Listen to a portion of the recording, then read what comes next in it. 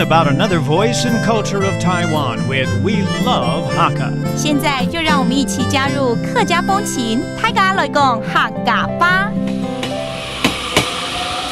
Yo, it's time for Hakka training on ICRT, and this month we're taking the train to Pingtung County to a very famous town known as Wanwan.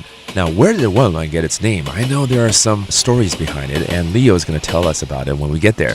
今天带大家呢到屏东县的万峦乡啊，听说万峦这个名字，尤其客语哦，它的发音是有一些典故在哦，到底是什么呢？待会儿 Leo 一定会跟我们解释喽。Leo 啊，我们今天来到万峦这个地方，除了当然要吃猪脚之外啊，一直很想知道万峦这个峦这个字，客语讲万峦又是另外一种说法。我跟你讲，这个万峦哈，峦是山峦的峦嘛，从字面上解释就是有万座的山峦在这里啊，也是。但是呢，如果以客语发音哈，它叫做湾满，那是鳗鱼的鳗。不会吧？我跟你讲，客家先祖早年在这里还真的有抓过鳗鱼吗？哦，哇哦 ，OK， 所以以前来这边的不是来吃猪脚，是来吃鳗鱼。对，鳗鱼饭是不是？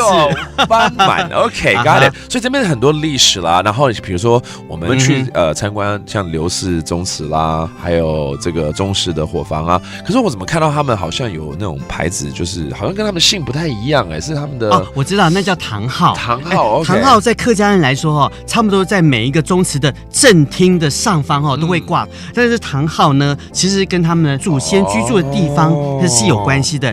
可是你可能没有发现到万峦这边有一个叫做西引堂，其实它是2个不同的姓氏他们一起来这里开发打拼，所以共同盖的祠堂，所以这个在台湾来说是很少见的双姓堂所以就可以知道他们的祖先的一些历史跟由来了以后我退休如果在这边定居下来的话，我就要开始我的林氏的这个堂号，好，对不对？开枝散叶是吧？没问题，加油！What's in a name? Well, for the Hakka people of Pingdong's Wanluan Township, quite a lot. First, Wanluan, meaning 10,000 mountain peaks, is surrounded by the impressive Taimu Mountain. The name also comes from the Hakka language where Luan is pronounced man, which sounds similar to the word for eel, which was fished nearby.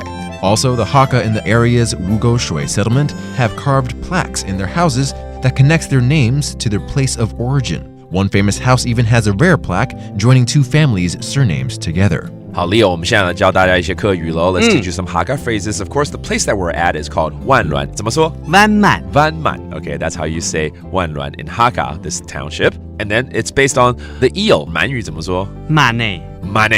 That does it for today's Hakka training on ICRT. 什么太嘎？俺只say 张来了。客家风情由客家委员会监制。We Love Hakka has been brought to you by the Hakka Affairs Council.